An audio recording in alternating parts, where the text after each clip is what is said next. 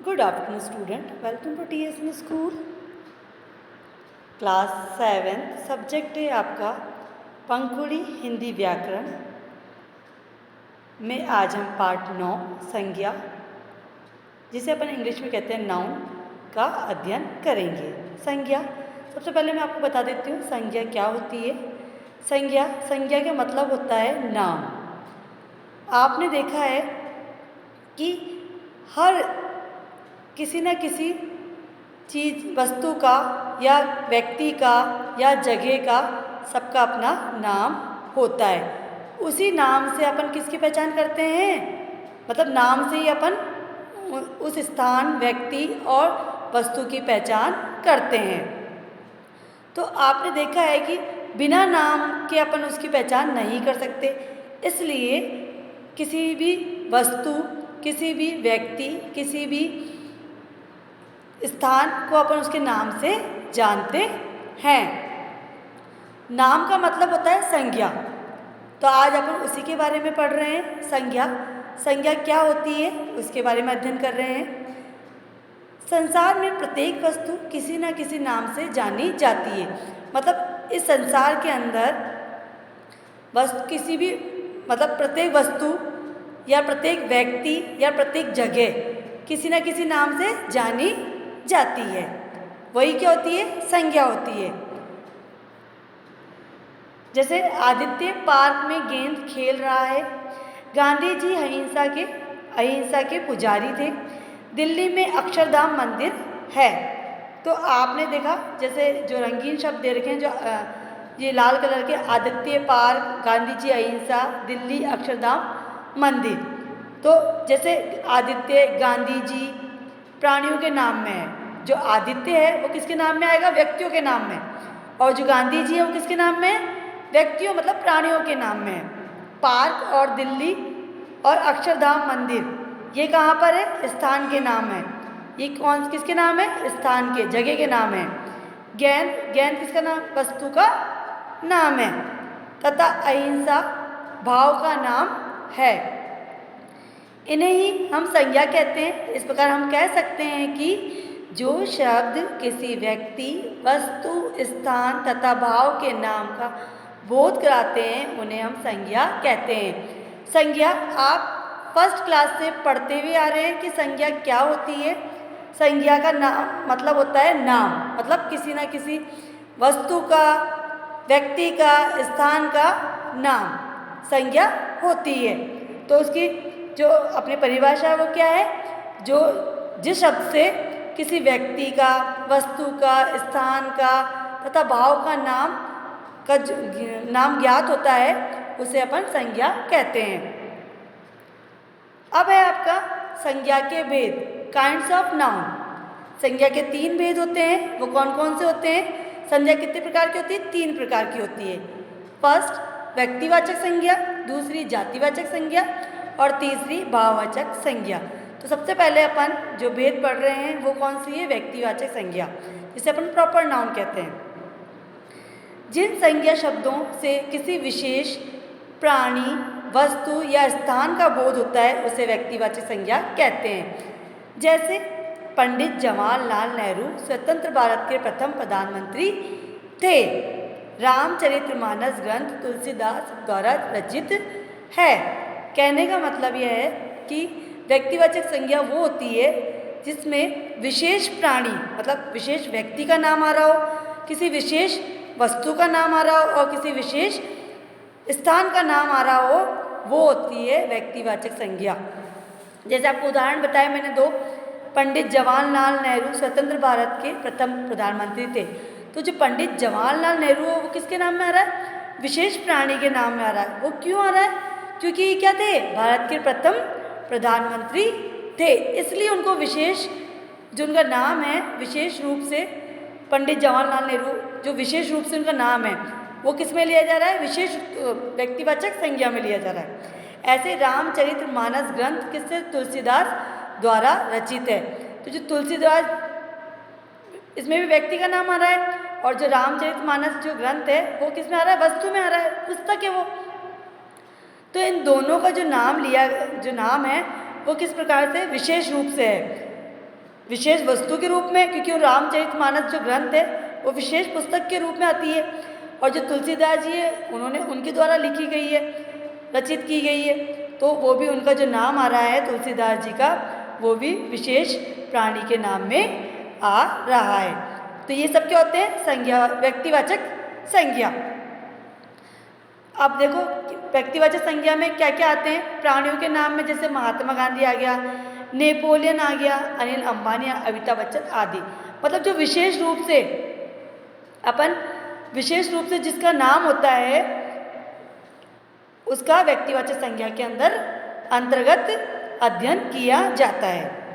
अब जैसे वस्तुओं के नाम में गुरु ग्रंथ, गीता, रामायण, कुरान, बाइबिल, तो ये सब क्या हैं? पुस्तक हैं। पुस्तक किस में आती है? वस्तु के रूप में।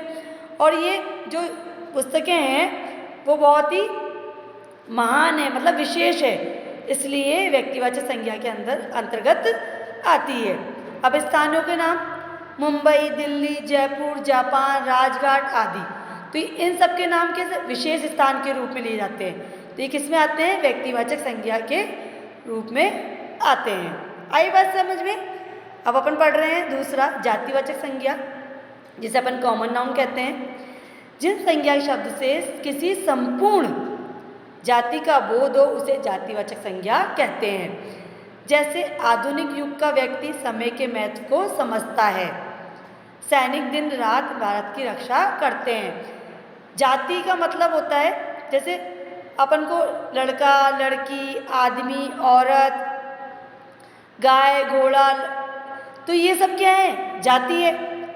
इनकी जाति के द्वारा अपन उनकी पहचान करते हैं। तो ये पहचान किस में की जाती है? जातिवाचक संज्ञा के रूप में पहचान की जाती है। जैसे आधुनिक युग का व्यक्ति समय के महत्व को समझता है, तो आधुनिक युग का व्यक्ति, तो व्यक्ति क्या आ गया? जातिवाचक संज्ञा में आ गया। आई बात समझ में? ऐसे सैनिक किस में आ गया? जातिवाचक संज्ञा में आ गया। जो दिन रात किसकी रक्षा करता है? भारत की रक्षा करता है। तो इसमें प्राणियों के सामान्य नाम हैं, जैसे आदमी, औरत, मतलब एक पर्टिकुलर नाम नहीं है उसमें, एक जो होता है कि जैसे राहुल, विशाल, लड़कियों में जैसे ऋचा, पूजा, तो ये एक पर्टिकुलर नाम नहीं है, वो सब व्यक्तिवाचक में आते हैं जो स्थायी रूप से होते हैं। और ये प्राणियों के नाम जो सामान्य होते हैं, जिसमें आदमी, औरत, गाय, लड़की, लड़का, घोड़ा, घोड़ी, ये सब किस में आते हैं? जातिवाचक संज्ञा के अंतर्गत आते हैं। अब है स्थानों के नाम। स्थानों के नाम में जैसे डाकघर हो गया, अस्पताल हो गया, शहर हो गया, देश हो गया, गांव हो गया आदि किस में आएंगे? जातिवाचक संज्ञा के अंतर्गत आएंगे। फिर है वस्तुओं के नाम में, जैसे टॉफ़ी, पुस्तक, कुर्सी, नदी, इन चीज़ों की, जैसे टॉफ़ी के अंदर कोई सी भी चॉकलेट आ गई आपके नाम में, पुस्तकों में आ गई, कुर्सी आ गई, नदी आ गई, नदियों के जैसे नाम आ गए, तो किस में आ रहे हैं? जातिवाचक संज्ञा के अंतर्गत आ रहे हैं। आई बात समझ में कि जातिवाचक संज्ञा क्या होती है? ऐसा ही है आपका भाववाचक संज्ञा, जो तीसरा नंबर वाला है, अब्स्ट्रैक्ट नाउन। जिन शब्दों से किसी के गुण, दोष, धर्म या अवस्था का बोध हो उसे भाववाचक संज्ञा कहते हैं। जैसे सचिन की बल्लेबाजी ने सबको मोहित कर लिया। विद्यार्थियों के प्रति शिक्षिकाओं का व्यवहार स्नेह से भरा था। अब इसमें भाववाचक संज्ञा में क्या होता है? भाववाचक संज्ञा के अंतर्गत गुण, दोष, अवस्था का बोध होता है, मतलब ज्ञान होता है, वो किस में आते हैं? भाववाचक संज्ञा में आते हैं। जैसे सचिन की बल्लेबाजी ने सबको मोहित कर लिया, मतलब सचिन के जो गुणों के बारे में बताया है, उसने ऐसी बल्लेबाजी करी, तो इसमें गुण बताया है बल्लेबाजी सचिन के बारे में, तो वो किस में आएगा? भाववाचक संज्ञा के अंतर्गत आएगा। ऐसे विद्यार्थियों के प्रति शिक्षिकाओं का व्यवहार कैसा है? स्नेह भरा है। तो स्नेह भरा कैसे हो गया? भाव से संबंधित हो गया, तो ये किस में आएगा? भाववाचक संज्ञा के अंतर्गत आएगा। आई बात समझ में? भाववाचक संज्ञा के अंदर गुण, दोष और धर्म या अवस्था का बोध होता है, वो होती है भाववाचक संज्ञा। आई बात समझ में? अब है आपका अंग्रेजी व्याकरण के अनुसार कुछ विद्वान संज्ञा के दो भेद और मानते हैं। मतलब अंग्रेजी जो व्याकरण है, आपकी जो इंग्लिश ग्रामर है, उसके अनुसार जो कुछ विद्वान हैं वो संज्ञा के कितने भेद मान रहे हैं? दो और भेद मानते हैं। परंतु हिंदी व्याकरण में द्रववाचक तथा समूहवाचक संज्ञा को किस में रखा जाता है? जातिवाचक संज्ञा के अंतर्गत ही रखा जाता है। मतलब द्रववाचक और समूहवाचक जातिवाचक के अंदर ही आते हैं। ये हिंदी व्याकरण के अनुसार है। और जो अंग्रेजी व्याकरण के अनुसार कुछ जो विद्वान मान रहे हैं कि संज्ञा के दो भेद होते हैं, वो ये हैं द्रववाचक और समूहवाचक, क्योंकि ये शब्द एक जैसी वस्तुओं का बोध करवाते हैं। मतलब क्यों रखे जाते हैं जातिवाचक इसमें, जातिवाचक संज्ञा के? क्योंकि ये जो शब्द होते हैं वो किसमें होते हैं? एक जैसी वस्तुओं का ही क्या कराते हैं? बोध कराते हैं। मतलब कि उनकी जाति का पता चल जाता है कि वे इस जाति के अंतर्गत आते हैं। तो अपन जाति के अंतर्गत किसका अध्ययन कर रहे हैं? जातिवाचक संज्ञा के अंतर्गत अध्ययन कर रहे हैं। अब जैसे एक द्रववाचक संज्ञा है मटेरियल नाउन, जो संज्ञा शब्द किसी द्रव अथवा पदार्थ का बोध कराते हैं उन्हें द्रववाचक संज्ञा कहते हैं, जैसे स्टील, पीतल, सोना, चांदी आदि। तो ये किस में आ रहा है? अपने हिंदी व्याकरण के अनुसार जातिवाचक संज्ञा के अंतर्गत आते हैं। मतलब द्रववाचक संज्ञा वो होती है जो द्रव्य, जो तरल पदार्थ होते हैं, और जैसे आपके ये स्टील हो गया, पीतल हो गया, सोना हो गया, चांदी हो गया, ये किसके द्रव्यवाचक संज्ञा के अंतर्गत आते हैं। मतलब इन शब्दों से अपन को क्या पता चल रहा है कि ये द्रववाचक पदार्थ हैं, तो ये किस में आएंगे? द्रववाचक संज्ञा के अंतर्गत आएंगे। अब आपका समुदायवाचक संज्ञा कलेक्टिव नाउन, जो संज्ञा शब्द किसी विशेष समुदाय या समूह का बोध कराते हैं उन्हें समुदायवाचक संज्ञा कहते हैं, जैसे परिवार, भीड़, सेना, सभा आदि।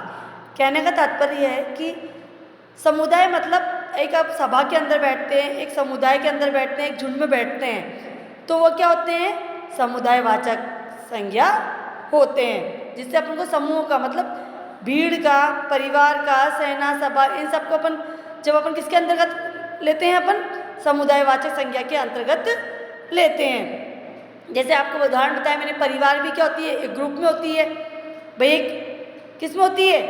समुदाय में होती है। भीड़ क्या होती है? वो भी एक समुदाय में होती है, अलग अलग तो होती नहीं है, एक साथ होती है वो। और सेना को भी आपने देखा है कि अपन एक साथ देखते हैं। सभा, अगर किसी चीज़ की सभा बुलाई जा रही है तो उसमें क्या होंगे?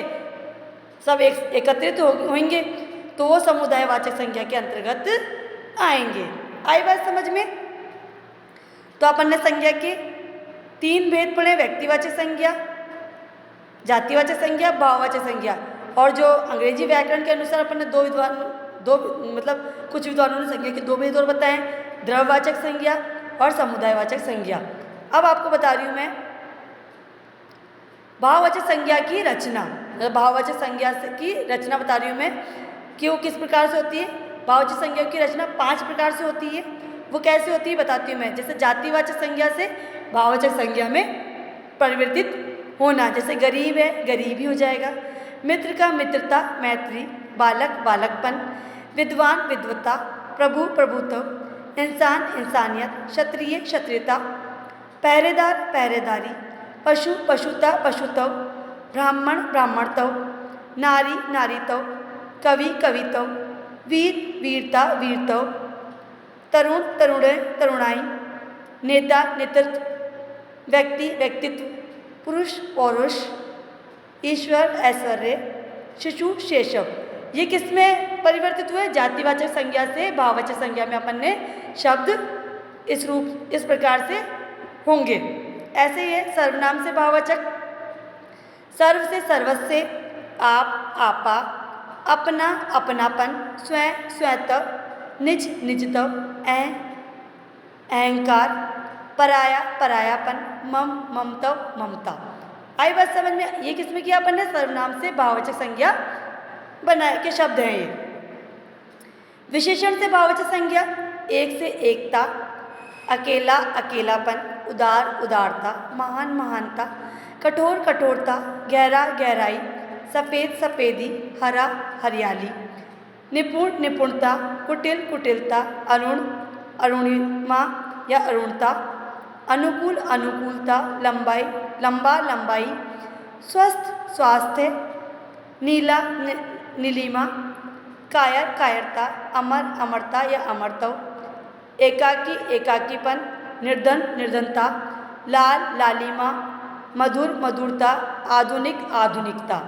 ये विशेषण से क्या बने? भाववाचक शब्द बने। अब क्रियाओं से भाववाचक संज्ञा के शब्द हैं जो तोलना, तुलाई, उतारना, उतराई, गिरना, गिरावट, लिखना, लिखावट, लिखाई, पढ़ना, पढ़ाई, कमाना, कमाई, मुस्कुराना, मुस्कुराहट, उड़ना, उड़ान, हारना, हार, थकना, थकान, थकावट, गिरना, गिनती, गिनना, गिनती, मारना, मार। ये किससे बने? क्रियाओं से भाववाचक संज्ञा के शब्द बने।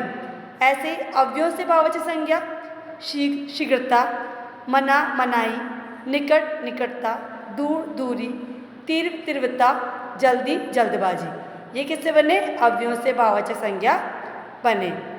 मैं एक बार वापस दोहरा देती हूँ आपको कि आज अपन ने क्या अध्ययन किया है। सबसे पहले अपन ने संज्ञा की परिभाषा देखी। जो शब्द किसी व्यक्ति, वस्तु, स्थान तथा भाव के नाम को बोध कराते हैं उन्हें हम संज्ञा कहते हैं। संज्ञा के भेद कितने होते हैं? मुख्य रूप से 3 होते हैं: व्यक्तिवाचक संज्ञा, जातिवाचक संज्ञा और भाववाचक संज्ञा। व्यक्तिवाचक संज्ञा क्या होती है? किसी विशेष प्राणी, वस्तु या स्थान का बोध होता है, उसे व्यक्तिवाचक संज्ञा कहते हैं। आई बात समझ में? जातिवाचक संज्ञा क्या होती है? जिन संज्ञा शब्द से किसी संपूर्ण जाति का बोध हो उसे जातिवाचक संज्ञा कहते हैं। उसके मैंने उदाहरण भी बताए हैं आपको। भाववाचक संज्ञा जिन शब्दों से किसी के गुण, दोष, धर्म या अवस्था का बोध हो उसे भाववाचक संज्ञा कहते हैं। उसके भी उदाहरण बताए मैंने। और अंग्रेजी व्याकरण के अनुसार कुछ विद्वानों के अनुसार संज्ञा के 2 भेद और बताए हैं। वो कौन कौन से? द्रववाचक संज्ञा और समुदायवाचक संज्ञा। द्रववाचक संज्ञा में तरल जो भी द्रव्य अथवा पदार्थ होते हैं उन्हें अपन द्रववाचक संज्ञा कहते हैं। उसके उदाहरण बताए: स्टील, पीतल, सोना, चांदी।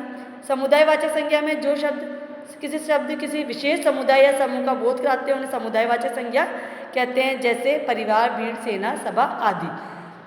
और भाववाचक संज्ञा की रचना बताइए। वो 5 प्रकार से की जाती है: जातिवाचक संज्ञा से भाववाचक संज्ञा, सर्वनाम से भाववाचक संज्ञा, विशेषण से भाववाचक संज्ञा, क्रियाओं से भाववाचक संज्ञा और अव्ययों से भाववाचक संज्ञा। आई बात समझ में कि आज अपन ने संज्ञा का अध्ययन किया है। धन्यवाद।